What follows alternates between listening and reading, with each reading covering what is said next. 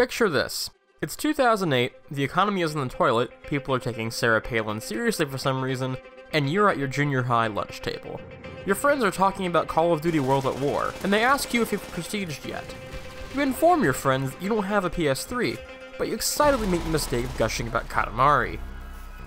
After being relentlessly bullied for the rest of the day, you get into your mom's car, a sobbing mess, and beg her to take you to GameStop so you can redeem yourself by indulging in some mindless, rated M for mature gun violence. Feeling sorry for you, your mom obliges, and you head home clutching a copy of this, something that to the untrained eye would appear to be Call of Duty World at War. Hot off of the back of 2007's smash hit Modern Warfare, Activision had dollar signs in their eyes and set about releasing the franchise's future entries on just about any piece of hardware they could coerce into rendering an MP40. World at War Final Front is the PlayStation 2 version of World at War, but in name only. It had a different development team, different engine, different storyline, and basically no features. The online multiplayer, campaign co-op, zombies mode, none of it made it to Sony's outgoing console. With absolutely zero exaggeration, the only content available on the PS2 is a 3-hour single-player campaign. I've had headaches longer than this game. The puzzling part of this is that the PlayStation 2 is plenty capable of online play.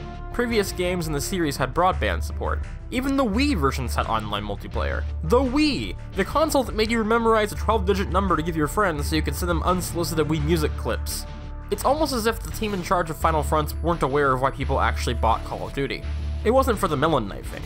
It's insulting, really. The shiny new console's got a full-length campaign with optional co-op, Nazi zombies, and a fleshed-out multiplayer mode, while those still rocking the aging PS2 paid $40 for a 3-hour campaign and exactly nothing else. Sure, the Call of Duty campaigns were always decent, but they weren't the real draw, and as the numbers would later show, most players didn't even bother with the single-player offerings. But hey, even with all the impressive multiplayer games, the backbone of the PS2 was ultimately still its massive catalog of single-player experiences.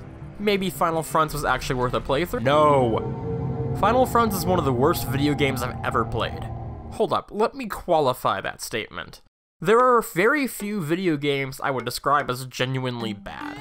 I can appreciate good ideas, even if they're shrouded in bad execution, and I genuinely think that almost every game has at least something going for it. Here is a short list of games I like that most of the world hates. Yet even I failed to find a single redeeming quality presenting itself during my time with Final Fronts. First and foremost, the technology.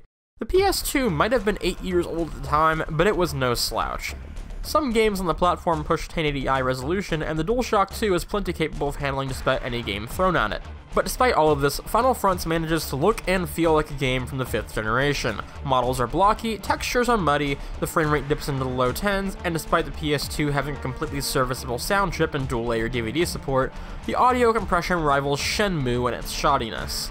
Not to mention that this game released in 2008 but completely lacks widescreen support. Worse still, the game handles like garbage.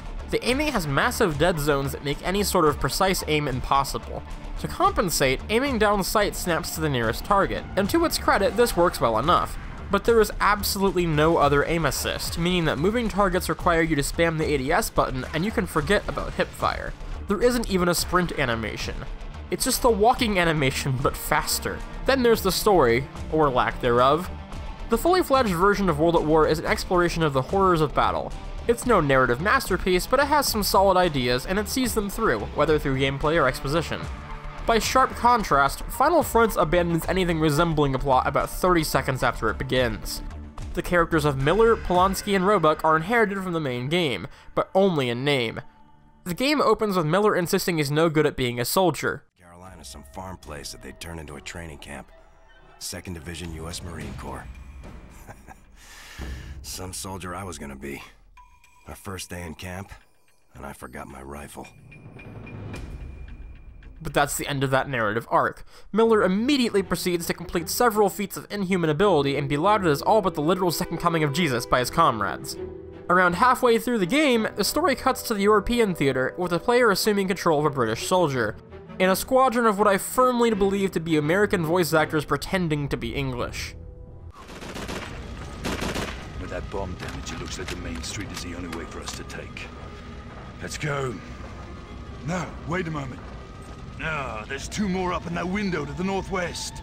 The missions are tied together by nothing other than the fact that they are loose approximations of actual events of World War II. At least, if there is a story, it's buried in dialogue you can't actually hear because of the horrible sound mixing. It's like they're trying to simulate the hearing loss actual soldiers suffer in a war. Get down! Toward the hill! Get out of the way! What? I can't hear you over the whole war thing! Looks like you dug it pretty tight. The artillery must be close. Move! What the fuck are you saying? After finally hearing back from the VA and getting hearing aids, I've determined there's nothing really going on here. There is no character development, no antagonist, no stakes, and no greater purpose for the events that transpire, other than funneling the player to the next shooting gallery. Which brings me to the level design. Oh god. There is nothing inherently wrong with linearity, but Final Fronts is a level of linear I have never seen before, not even in other Call of Duty games. There is precisely one path. There is no flank. There is no cover to choose from, no sneaky approach, nothing. You will stand precisely where the developers want you to stand, and shoot until they say so. I have never seen a game so devoid of player agency. Instead of failing stealth resulting in a sudden firefight you stand a chance to win, failing stealth results in a game over screen. Friendly NPCs can't be killed unless your grenade is responsible, which results in a game over screen. Walk somewhere the game doesn't want you to be yet? There's a sniper. You guessed it, game over screen. Requiring specific behavior of the player is an acceptable way to design a game, if said requirements result in fun, well-paced gameplay with a variety of playstyles spread out over the duration of the game. But that's not the case here. Here is a summary of a Final Fronts level. Clear out a machine gun nest, put explosives on an anti-aircraft gun and run away, defend a position against waves of infinitely responding AI, pick up a conveniently placed rocket launcher and blow up the 2 tanks that just appeared, climb the trench wall you've been hiding behind for 10 minutes using the climb prompt that was disabled until just now, push into another area and defend it until an airstrike comes in, level complete. I'd summarize another level, but I'd just be repeating myself. Literally every level I played was an arrangement of that short list of objectives, occasionally omitting one of the set pieces in favor of repeating another. There is a single level where you man a tank turret, because what would CoD be without turret sections? But that was the only deviation from the formula I experienced. On the 4th level of the European campaign, I am tasked with waiting until an order is given to shoot some explosives my squadmate has planted. The order appears in the objective readout on my screen, so I shoot. But apparently, because my sergeant did not verbally give that order, I get a game over, even though the game visually signaled it was time. So this time I wait for the fake British man to give me the order with a secret American mouth, and then I, you guessed it, defend the position endlessly against respawning soldiers until I'm told to blow up a tank with a Panzerschreck that just happens to be in the next room. So I go over to the tank and I shoot it once, and then I fire again and I'm immediately killed.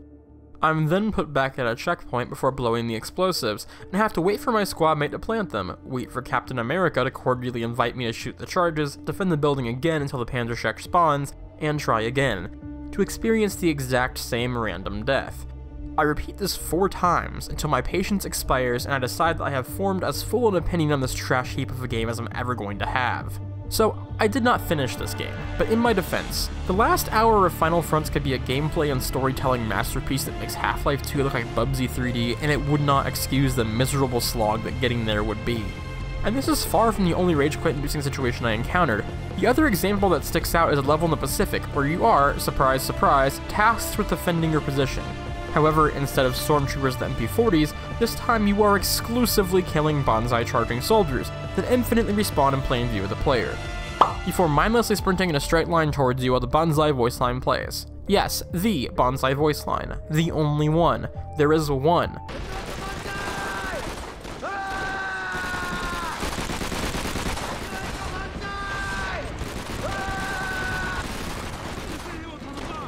This goes on for several minutes.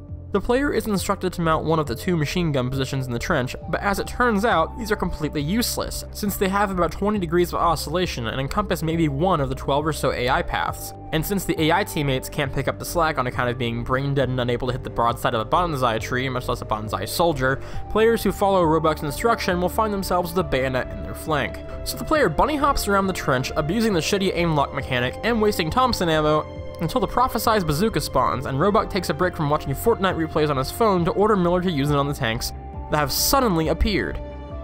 So the player tries to find the tanks in the pixelated, framey mess of smoke and Japanese soldiers, and upon locating one, will line up a shot and pull the trigger, just as a Japanese soldier walks into frame and causes the player to kill himself in-game and subsequently in real life as he's placed firmly back at the start of the trench defense section.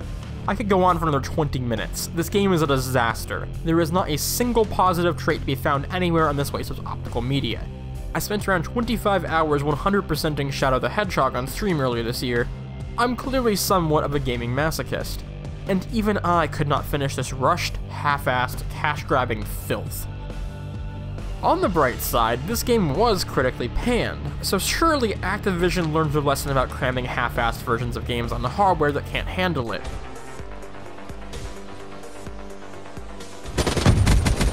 Oh, for fuck's sake.